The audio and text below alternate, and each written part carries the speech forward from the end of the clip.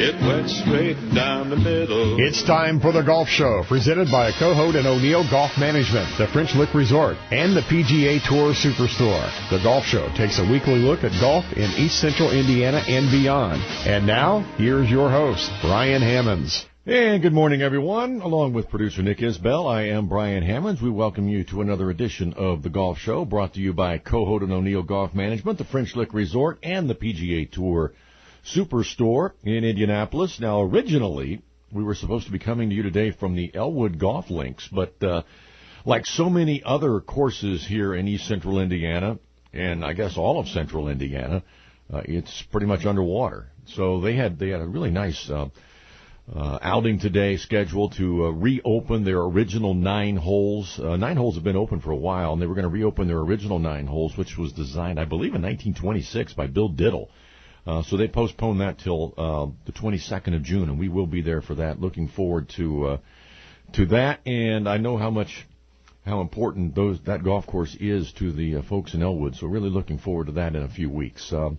While we have a moment, let's bring you up to speed with everything happening in professional golf. They're playing the Memorial Tournament over in Columbus, Ohio, at Muirfield Village. Martin Keimer, K.H. Lee, and Troy Merritt are tied for the lead. Keimer, two-time major champion, but he's pretty much been AWOL the last couple of years. We'll talk to Will Haskett in a few moments from PGA Tour Radio and get his thoughts on what's going on there. Jordan Spieth is only a shot out of the lead, certainly trending in the right direction. He finished third at the PGA Championship, 8th at Colonial. Here he is, a shot out of the lead heading to the weekend at the Memorial. So Jordan Spieth seemingly back on the right track. The best story of the week, though, is Bud Cauley, a name you may not be familiar with unless you're an avid golf fan, but he's 7 under par, just 2 shots off the lead. A year ago, he was involved in a terrible car accident while playing at the Memorial, had 6 broken ribs, broke his left leg, and a collapsed lung. It was a serious accident. He's back this year on a sponsor's exemption and is just a couple of shots off the lead heading into the weekend. Some notable names: Adam Scott and Ricky Fowler are both 7 under par, 2 shots back. Justin Rose is at 6 under par, 3 shots off the lead. Tiger is playing this week. He's 2 under par, 7 shots off the lead. And, you'll remember Tiger didn't play at all between his Masters win and the PGA Championship. Missed the cut at the PGA Championship. This is his first competitive golf since the PGA, and of course the U.S. Open coming up in a couple of weeks, so maybe this will be a good tune-up for Tiger. Obviously it's on a really good golf course at Muirfield Village, but again, we'll talk with Will Haskett coming up in a few minutes about what's going on at the Memorial. Hoosier is leading the Web.com Rex Hospital Open in Raleigh, North Carolina. Chris Baker from Seymour, Indiana, is at 15 under par. He has a 3-shot lead. They've had weather issues in Raleigh, so they will finish the second round today and then play round 3 later today. And we wish Chris Baker the best of luck as he tries to win for the first time on the Web.com Tour. They're playing the U.S. Women's Open this week at the Country Club of Charleston, and Mamiko Higa leads after 2 rounds at 6 under par. Actually, they are not through 2 rounds either. They had weather issues. They will complete the second round today and then play the third round this afternoon. Jessica Korda is a shot back at 5 under par. The big story there has been Gina Kim, a 19-year-old amateur, just finishing up her freshman year at Duke. What has she done the last couple of months? Well, let's see. She played at the Augusta National Women's Amateur. She helped lead Duke to a national championship. And then on Thursday, she shot 66 in round 1 of the U.S. Women's Open. That's the lowest round ever shot by an amateur. And if you're wondering, has an amateur ever won the U.S. Women's Open? Well, I can answer that. Catherine Lacoste of France is the only amateur to win the U.S. Women's Open. That came back in 1967. So now you are pretty much caught up on what is happening in the world of professional golf. We'll take a break and come back and talk with Will Haskett and get his thoughts on what's happening over at Muirfield Village. You're listening to The Golf Show on the new WHBU and Muncie Sports Radio.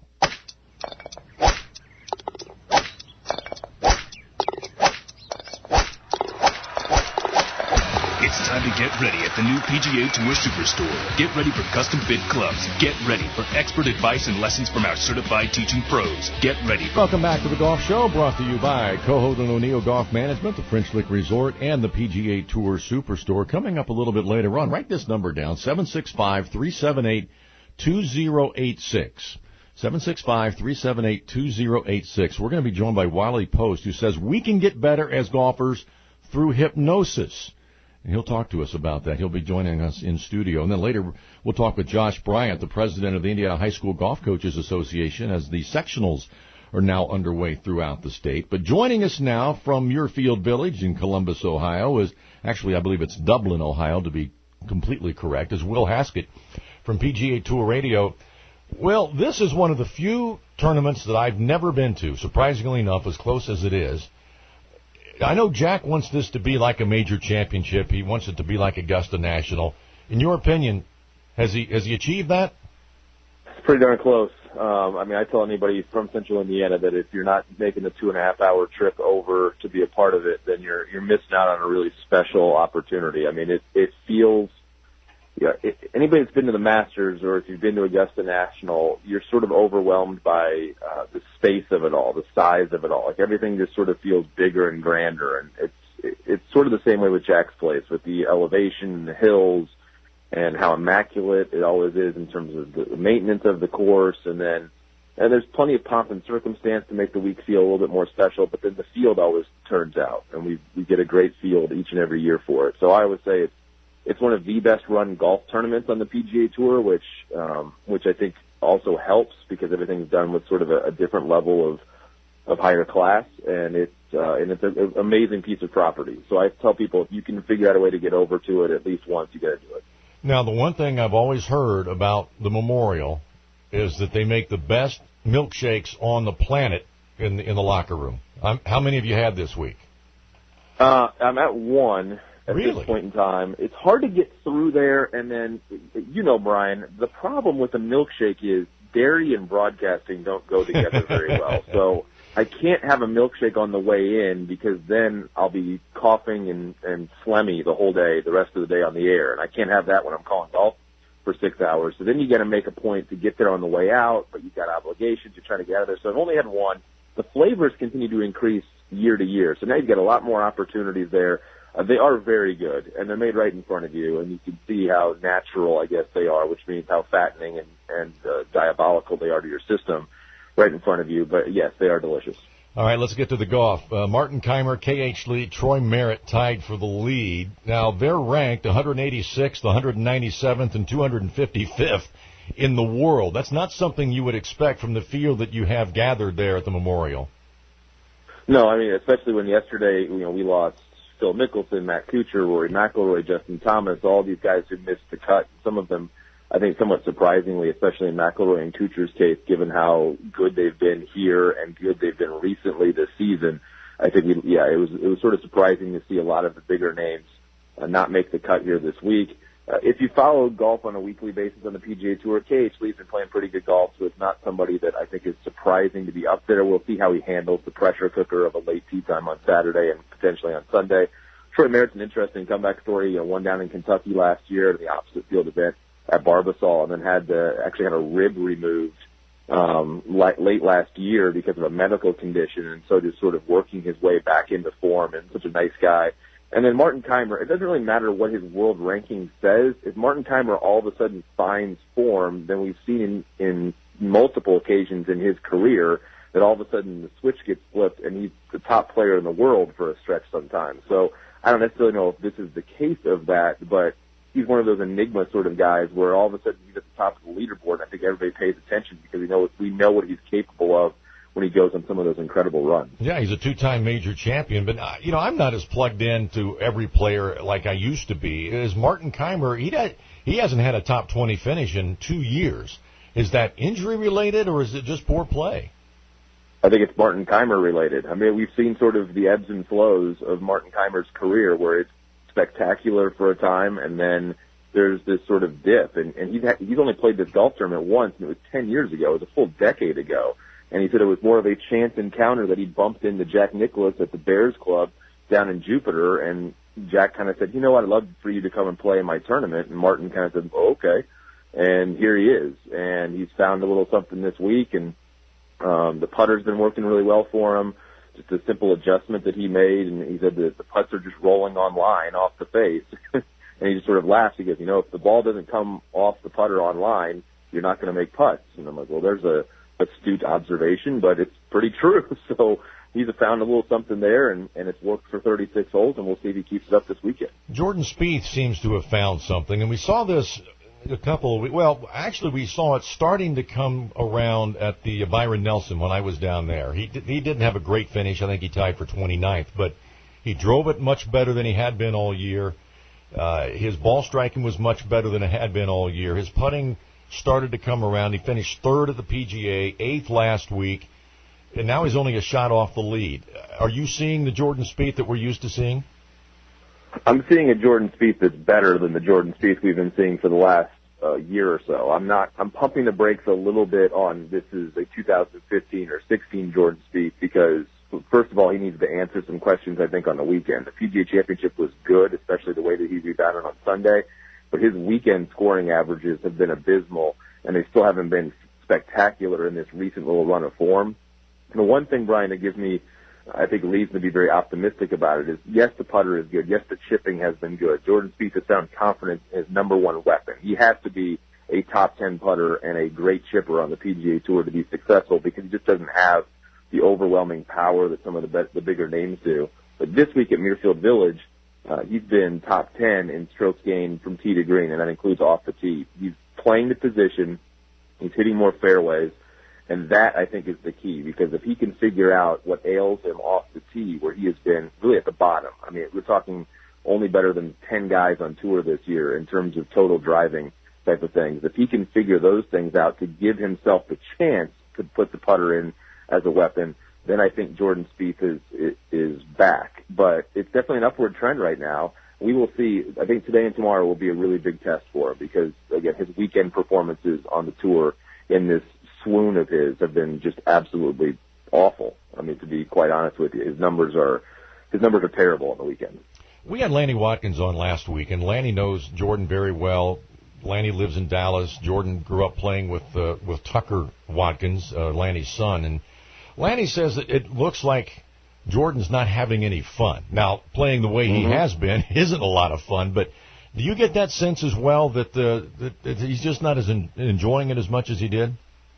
Yeah, I think there's a lot of distractions in the world of the most marketable young American star. I mean, I think there's a big part of that with what Jordan Spieth did at such a young age, and with the fact that from a corporate standpoint, he's probably as attractive of an American player as anybody that's out there. With that comes heightened expectations.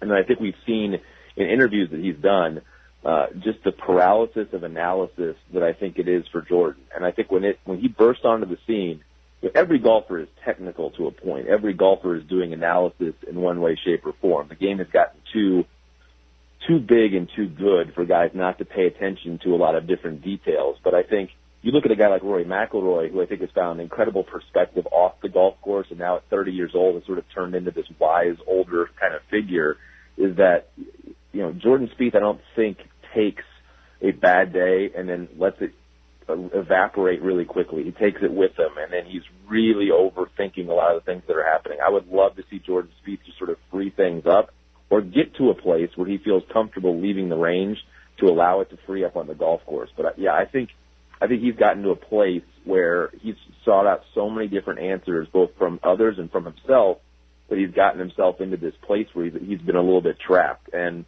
I think anybody can relate to that. When you're not swinging it well, and whether you're a 20 handicapper or a PGA Tour player, you're thinking about everything when you take the club back. Like, what the heck is going on? What is wrong? And when all of a sudden it starts going well, you're free, you get up, you feel confident, you just take the club back, you swing it, and it goes where you want it to go. And Jordan just hasn't felt that way in a couple of years. Well, obviously the best story this week is Bud Cauley. I mean, what a terrific story that would be if he could win. Yeah, he's taken a lot of questions about what it was like, last night, a year ago at this time when, the car was wrapped around a tree, and, what a horrible situation it was. And he's had a lot of time to recover from that and find golf again, but this is the first time that it's really come back to where people are talking about that story. And I think for Bud, it's twofold. It would be really special to have a big weekend given what happened a year ago to him, but at the same point in time, he's just happy that he's playing some of the best golf of the season right now. So we'll see. It's anybody's tournament right now. Tiger's at 2 under par. First time he's played since the PGA Championship. Now, it's well documented he didn't play at all between the Masters and the PGA Championship, missed the cut at the PGA. He always plays this tournament. What are your thoughts on Tiger, the way he's playing?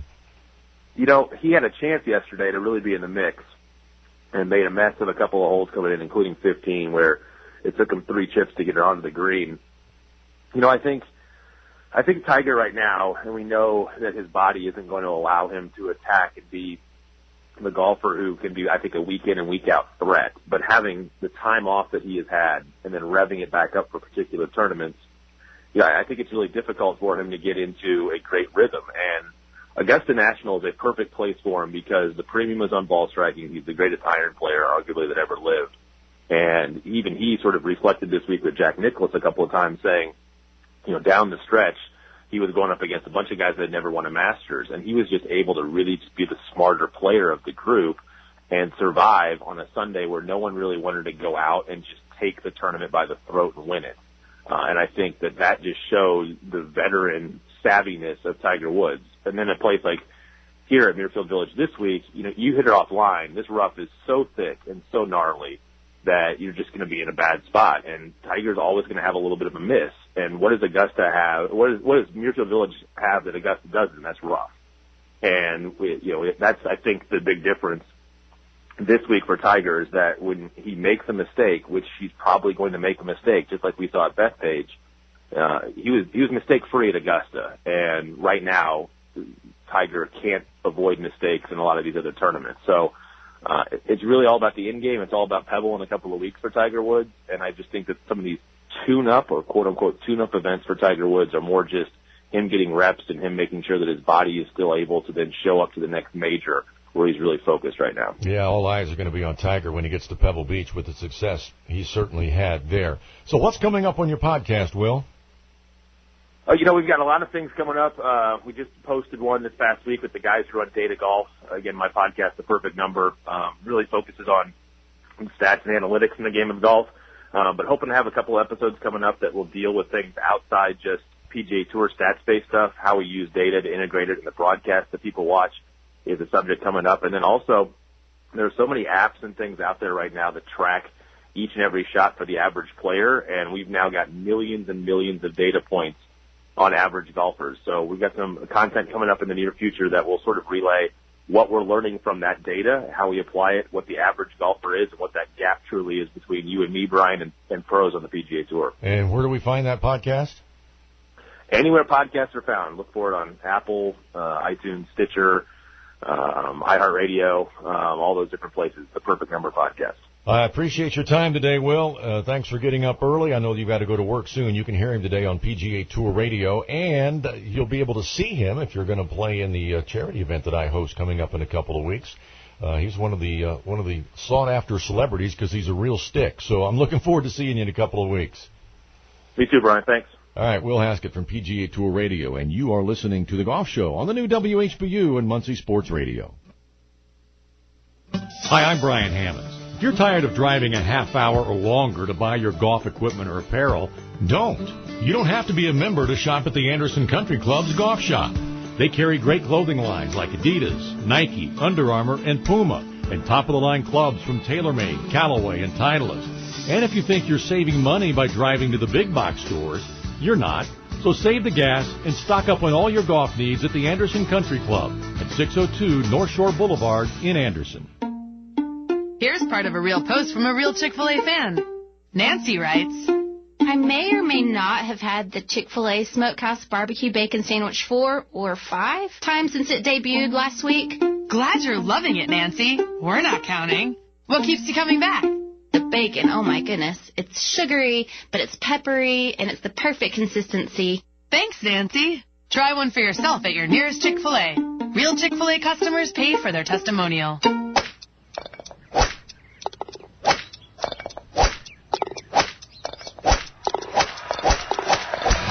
time to get ready at the new PGA Tour Superstore. Get ready for custom-fit clubs. Get ready for expert advice and lessons from our certified teaching pros. Get ready for the largest selection of clubs, apparel, shoes, and more. Get ready, because the PGA Tour Superstore in Indianapolis is now open. Located at Clearwater Crossing. Liberty Mutual Insurance presents. And Doug. If I don't find the right car insurance for me, I might just give up.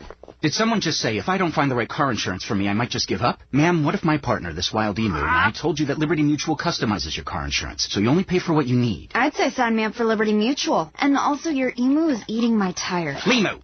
No. Only pay for what you need at LibertyMutual.com. Liberty, liberty, liberty, liberty. Underwritten by Liberty Mutual Insurance Company and affiliates. Equal housing insurer. State laws apply. It's a Pete Dye masterpiece. The Pete Dye course at French Lick Resort.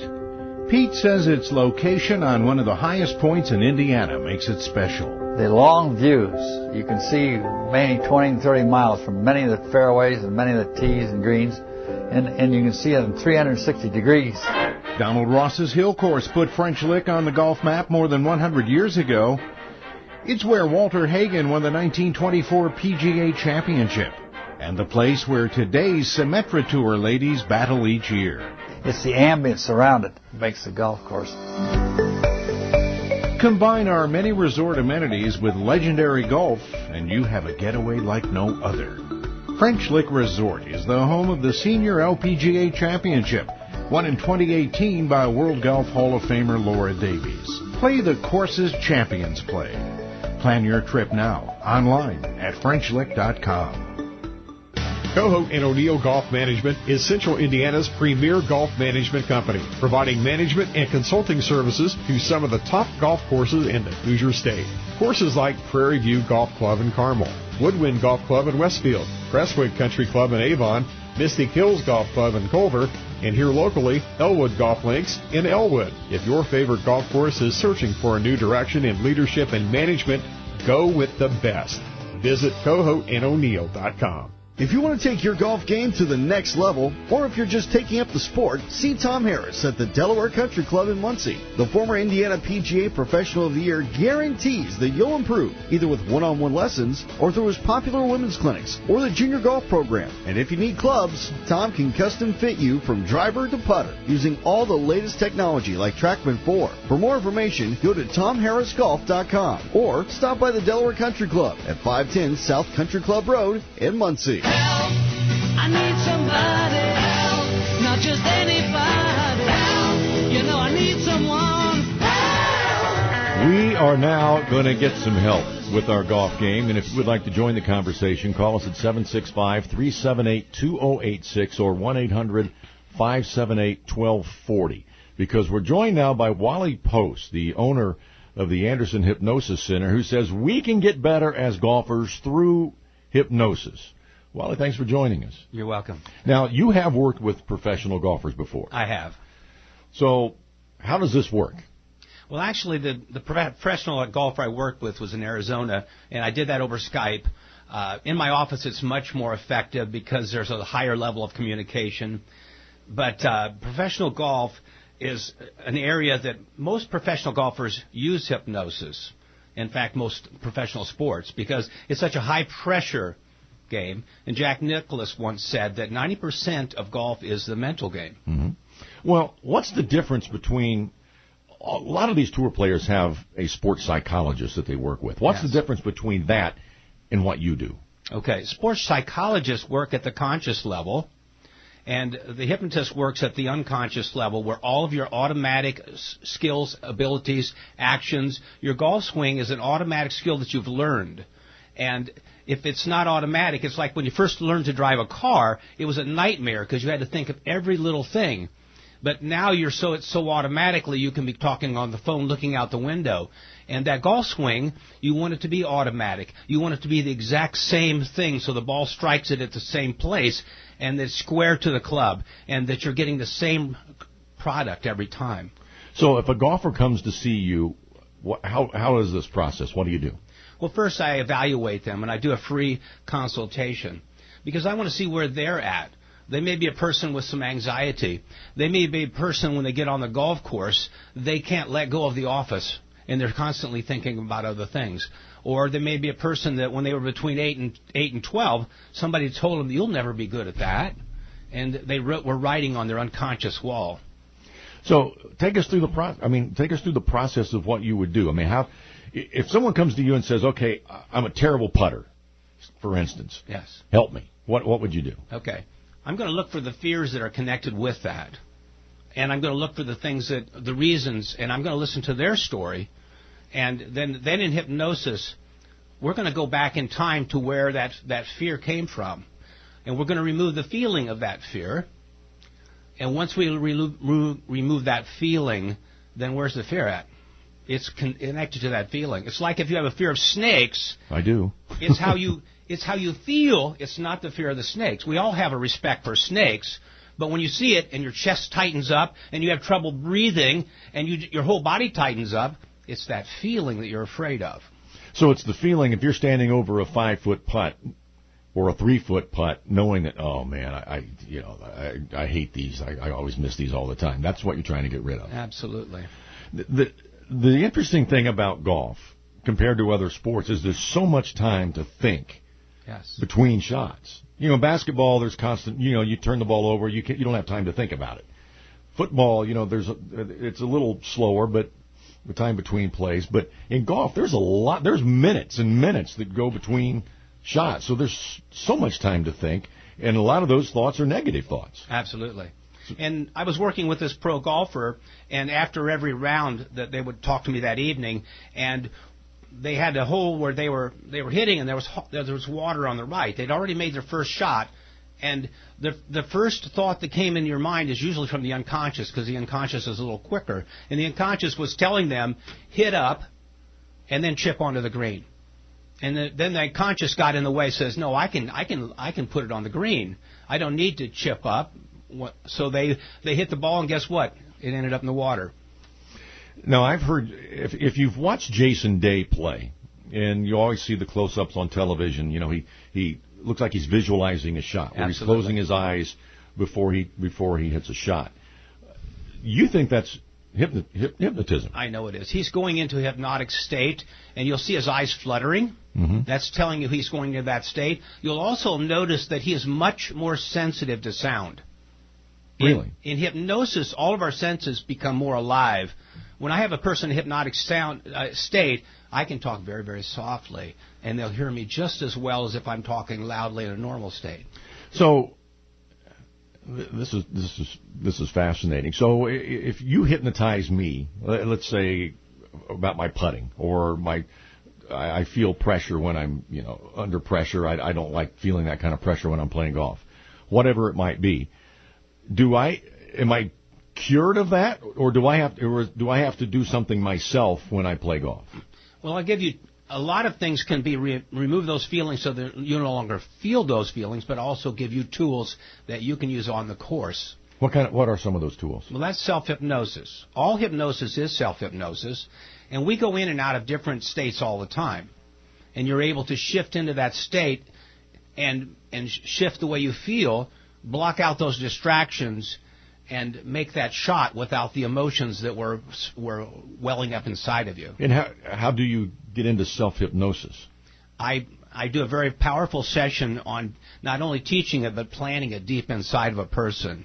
I take them into a very deep state of hypnosis, and I give them the suggestions that when you do these certain things, you're going to return to this state. And then we go through a number of different practices. So we're going to spend an hour going in and out of that state, so they become very proficient at that.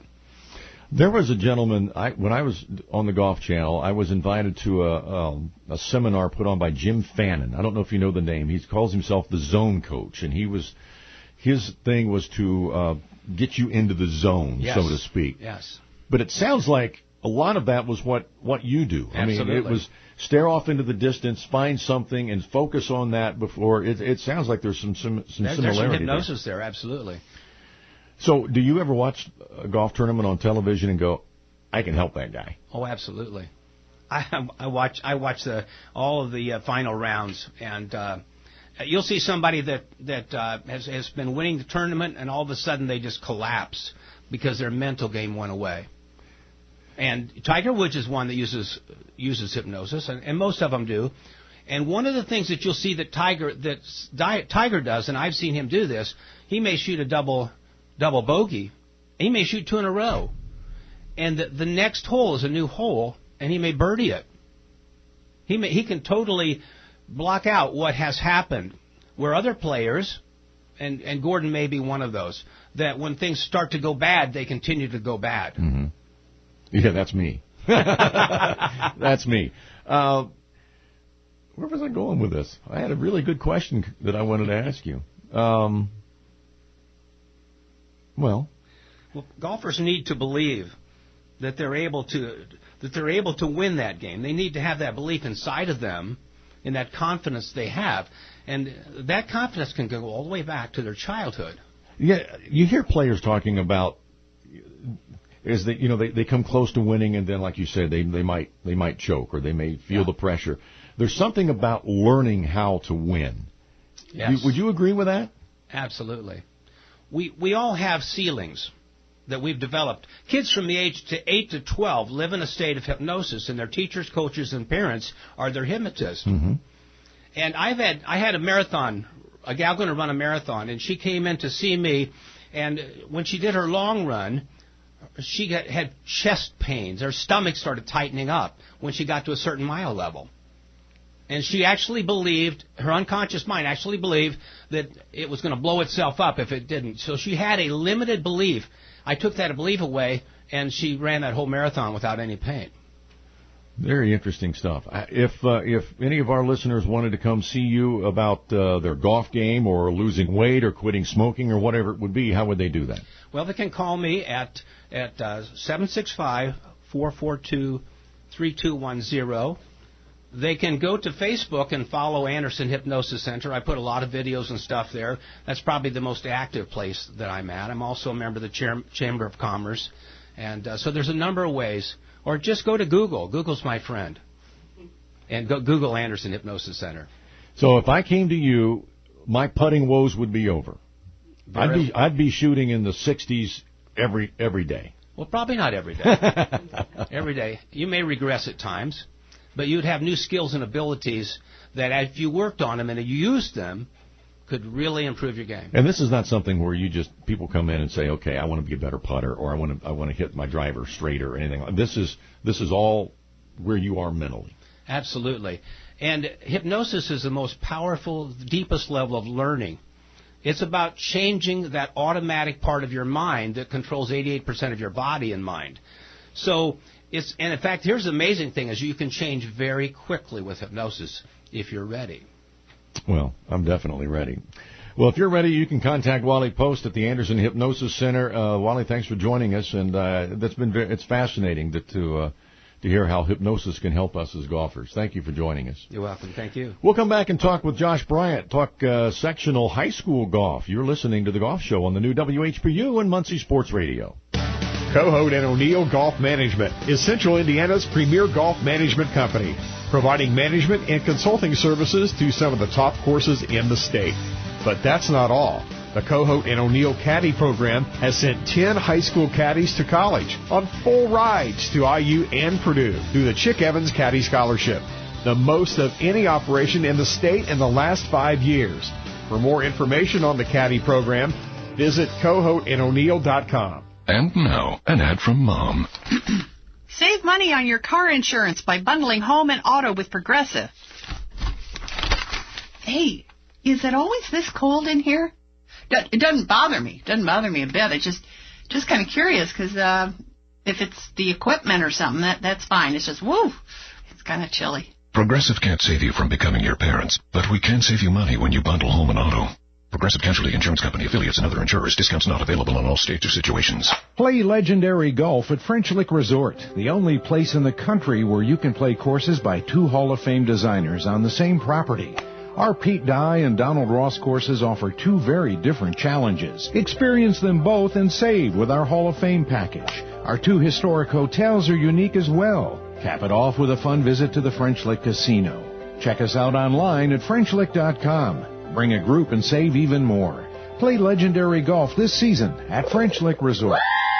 This week at Party City, stock up and save for a graduation or summer bash to remember with these amazing deals.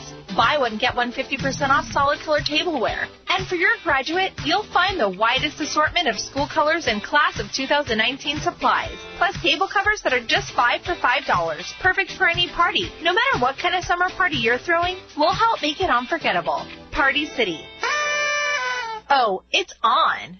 Restrictions apply. See store for details. Hi, I'm Brian Hammons. If you're looking for a private, affordable, fun golf course, check out the Anderson Country Club.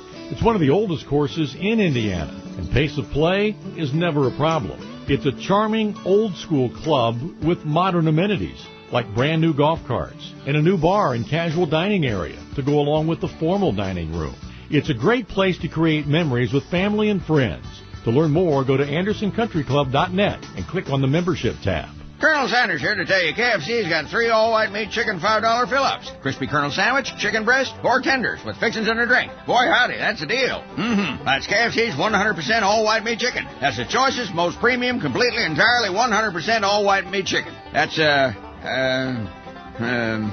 well, it seems I'm out of words. Yes, sir, the Colonel's thesaurus runneth dry, as they say. That means it's quitting time for this commercial. And time for you to get into KFC for an all-white meat chicken $5 fill-up. At participating KFCs for a limited time. Prices may vary. Tax. When tornadoes ripped through downtown Pendleton, the new WHBU had you covered on Mitch in the Morning. Well, let's go to Brian Maddox. The Whoop Boom Radio News Director has been following this. The big story this morning is that all traffic into Pendleton has been suspended. They're busy clearing debris from the streets and hoping to get power restored. Sheriff Mellinger on the phone. It's the greatest amount of damage I've seen in my lifetime. When news happens in Anderson and Madison County, keep your radio tuned to 103.7 and 1240 AM, WHBU.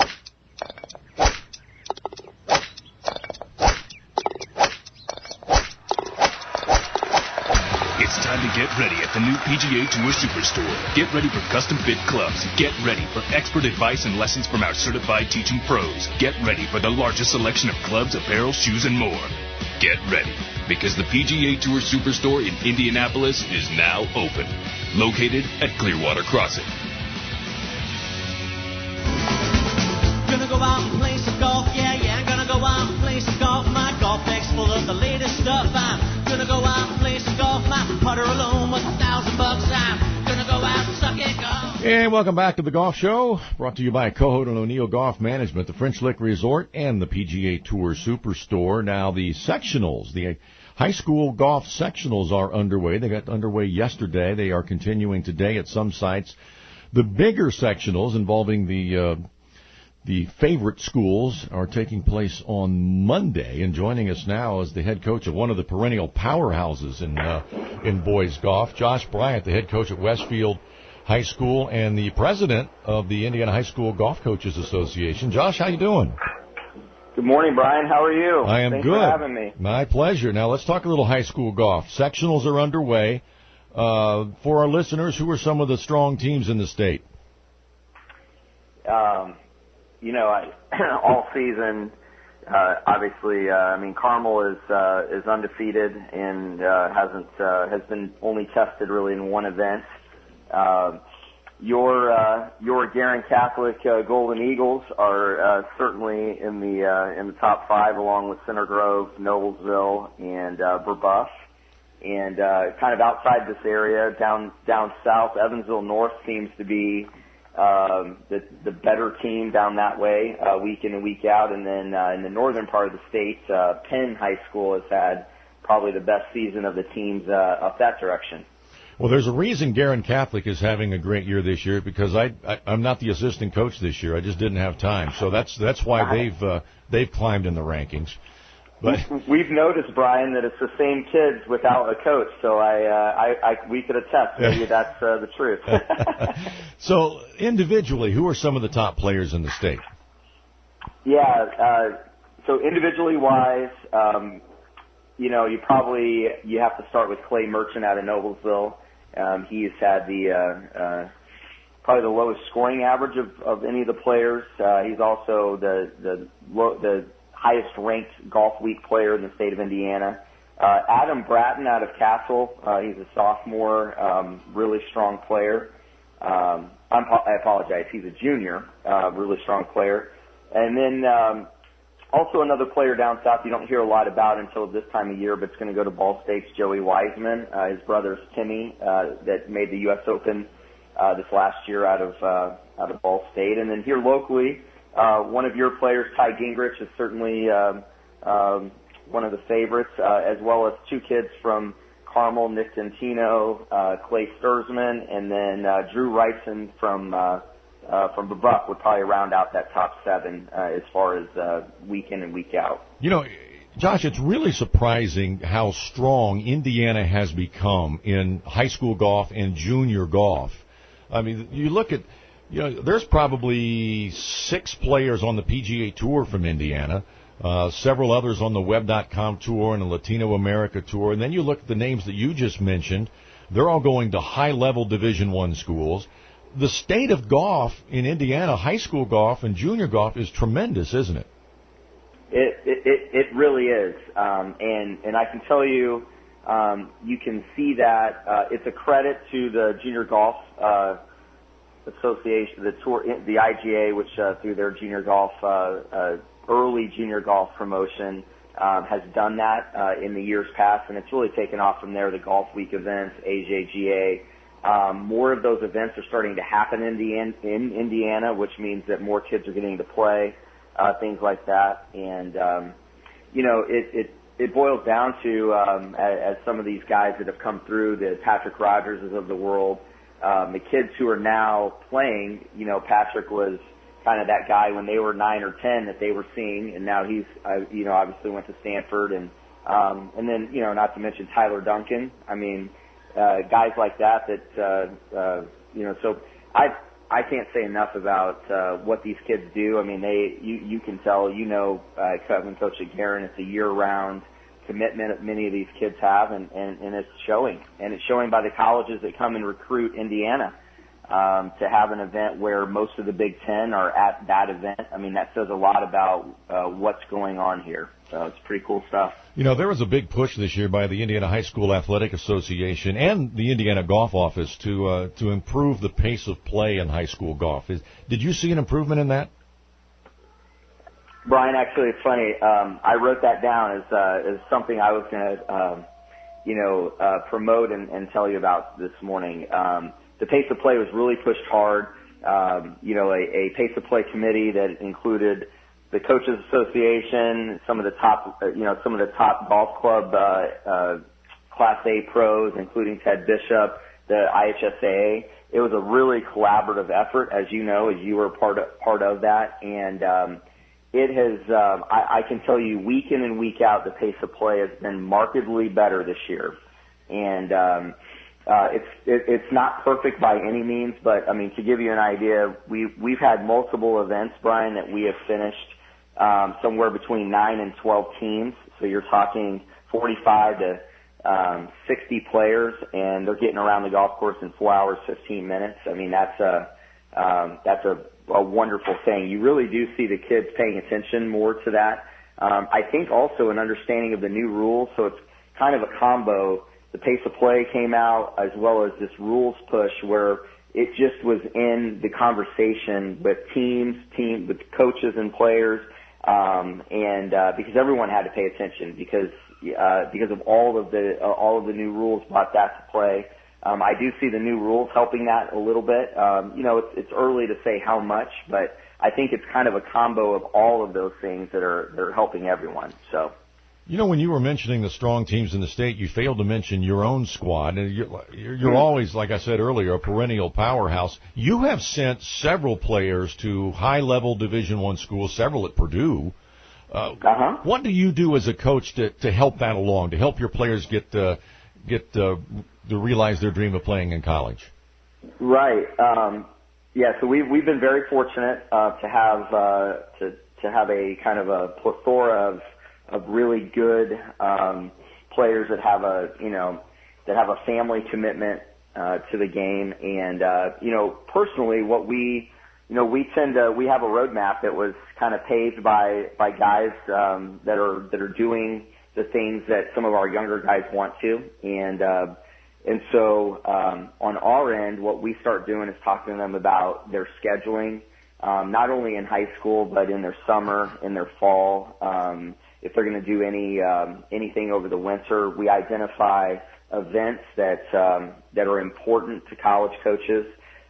We did institute kind of a year-round physical training aspect to our program, which is something that we met with the 6 or 7 programs around the state, college-wise, and kind of took what they're doing and modified it a little bit for our guys, and so it's just kind of adding all those things together, and more than anything, we just try to advocate for the players that want to play at the next level, and whether that is, like you said, at the level that the Lewis and Hildebrands have been, or someone wanting to just play at the next level, and there's a home for a lot of those guys, and we just try to advocate the best we can, and it seems to be working. So. You know what we've seen, and I don't know if we've seen it as much in boys golf, but we've seen it in girls golf where the best players in the state don't play on their high school team.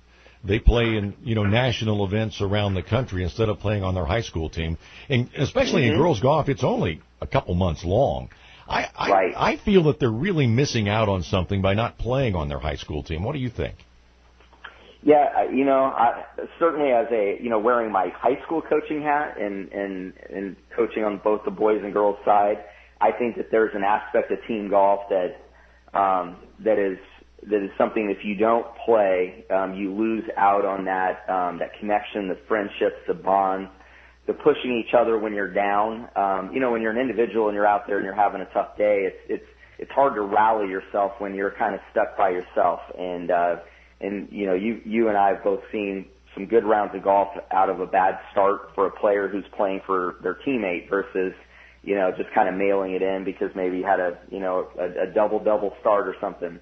But, on the girls' side, the way the schedule falls, why I think you see it on the girls' side more than the boys' side is that the premier events nationally just seem to fall in that August and September time frame.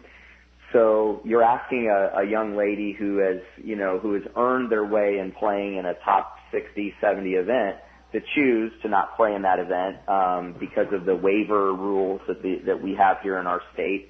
And the waiver rules are meant to protect the high school teams, and I'm not arguing against those rules, but with what's in place, you're asking a lot of a young lady to make that decision. There are fewer national events in the spring. Typically you have the Sage Valley event, which is a very elite top 60 in the country. Clay Merchant played in that this year. And then you have the Thunderbird, that's typically in the spring as well, which, as you know, is the same group that puts on the Waste Management puts on the Thunderbird, which for most of the kids, they say it's the best run event that you'll ever play as a junior. As you can imagine, they're first class there. And so then you have just some normal AJGAs that, kind of come up, week in and week out. But from a national perspective, you're not asking a young man to miss out on Junior Ryder Cup and things like that. So I do think that, as long as our rules are the same, as the next great player that's a female pops up, they're going to be faced with similar choices. And I hate that they have to make that choice because I think riding a bus on an afternoon on a Wednesday, even if you're playing a 9-hole match, the things that happen on the bus and with your teammates are just special, and I wish those players could have that. And I wish high school golf could really, I wish Erica Shepard was able to play for a state championship in Indiana. You know what I mean? And that would have been fun to see as one of the best players that we've had come out of this state in a long time. It would have been fun to have her in that mix. So. Well, I'm going to leave you with a rant that I have on sectional golf and regional golf at the high school level in Indiana. Okay. I'm ready for it. I think that the sectionals and regionals should be held like, like a U.S. Open qualifier. And I say this because our girls team that my daughter played and I was an assistant coach, we shot scores in our sectional that would have won 60% of the sectionals in the state or more, but we couldn't make it out of sectional. I think it should be done like a U.S. Open qualifier where you can say, okay, this sectional site is really strong, and you can tell that by scoring averages. we're going to take 5 teams from this site. This sectional site's not so strong. Only the winner is going to advance to the regional. And that way, if you do it that way, you're guaranteed to have the best teams in the state at the state finals. I don't think our friends at the IHSAA would go for that, but that's my idea. What do you think? Your point is well proven. As you probably remember last year, we were a team that shot a 305 at our sectional and lost on the tiebreaker and didn't get to move on. And 305 would have won 25 of the 30 sectionals. So when you wear your coaching hat, you certainly think that way. I do think that as we continue to go on and there's more information available, it gets easier to maybe make a case to work on a way of modifying how that works. At the end of the day, I do think the IHSA, their goal, I'm not sure, is to always get the best 15 teams. Hey, Josh, I hate to interrupt you, but I'm running out of time. I could go on forever. Okay. Let's do this again, all right? You and I could for sure. Yeah. Hey, Brian, thank you so much, sir. Thank you. That's Josh Bryant, the head golf coach at Westfield and the president of the Indiana High School Golf Coaches Association. Hey, we'd like to thank Will Haskett, Raleigh Post, and Josh Bryant. We'll be back again next week with another edition of The Golf Show on the new WHBU and Muncie Sports Radio.